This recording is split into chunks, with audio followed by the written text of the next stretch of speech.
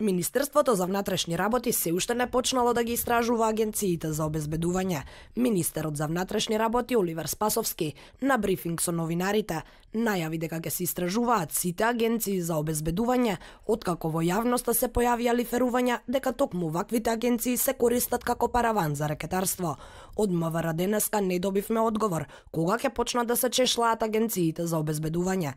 Во акцијата која МВР ја спроведе викендов, кога 13 скопски локали добија пломби на вратите, биле проверувани и лицата кои биле во функција на обезбедувачи. Според нашите информации, проверени биле затекнатите обезбедувачи на локалите, но не и самите агенции за обезбедување.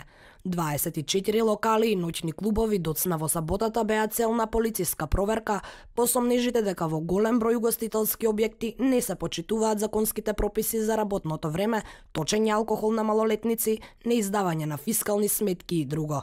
Дел од коментарите во јавноста пак завршија на сметка на МВР.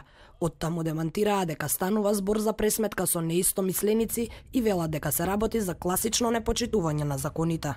Апсолутно ги отфрлам таквите шпекулации. Министерството за внатрешни работи, Управата за јавни приходи, Државниот пазарен инспекторат и Државниот инспекторат за труд постапуваа неселективно, значи се контролираат сите угостителски објекти.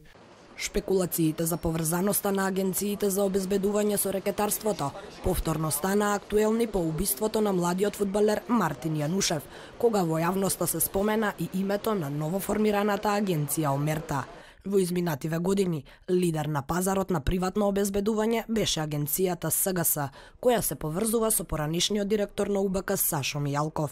Во последните 5 години, СГС добила вкупно 68 тендери во вредност од околу 17,6 милиони евра. СГС се уште ги обезбедува државните патарини, Елем, Евана, АЕК, град Скопје, како и објектите од проектот Скопје 2014.